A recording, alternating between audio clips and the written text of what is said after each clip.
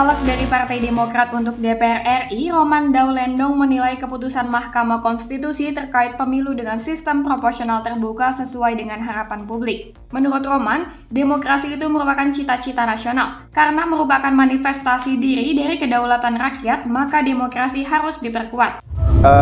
Putusan MK itu sesuai dengan harapan publik, harapan masyarakat. Ya, karena memang demokrasi itu menjadi cita-cita nasional, bahkan menjadi cita-cita global. Ya, jadi saya kira sebagai manifestasi dari kedaulatan rakyat, demokrasi harus diperkuat, harus dipertahankan. Jadi dengan putusan MK menunjukkan bahwa lembaga-lembaga politik yang menjamin demokrasi bekerja dengan baik itu terwujud dalam putusan MK. Ya, jadi itu tentu kami dari Partai Demokrat konsisten, ya, bahwa demokrasi itu milik rakyat. Biarkan saja seluruh pendulum politik diserahkan kepada rakyat. Jadi tentu kami mengapresiasi putusan MK sebagai tanda kesungguhan MK untuk menegakkan yang namanya demokrasi di negeri ini.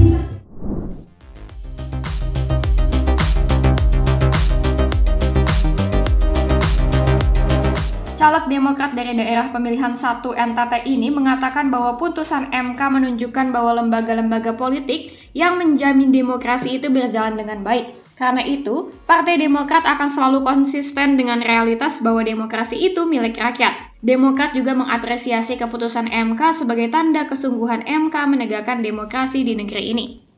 Ya, dalam politik sih siapa saja boleh mendukung terbuka atau tertutup, silakan saja. Itu hak politik, ya. Pada akhirnya memang MK sebagai wasit itu yang menentukan. Ya, jadi buat kami banyaknya partai yang mendukung sistem terbuka menandakan itulah suara publik dan itu representasi dari suara masyarakat. Karena partai itu kan penyalur aspirasi masyarakat, ya. Nah, buat kami yang penting ketika putusan diambil semua orang harus hormati, dan saya kira yang paling penting kan di situ, ya. Jadi demokrasi itu living ideas, gagasan yang terus harus dihidupkan, ya.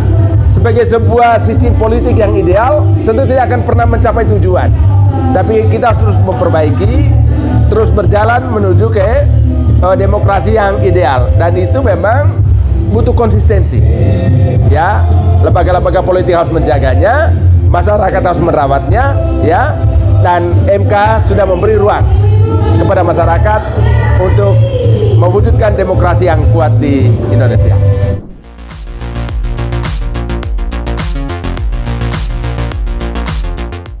Kita memilih terbuka itu karena tertutup terbukti gagal.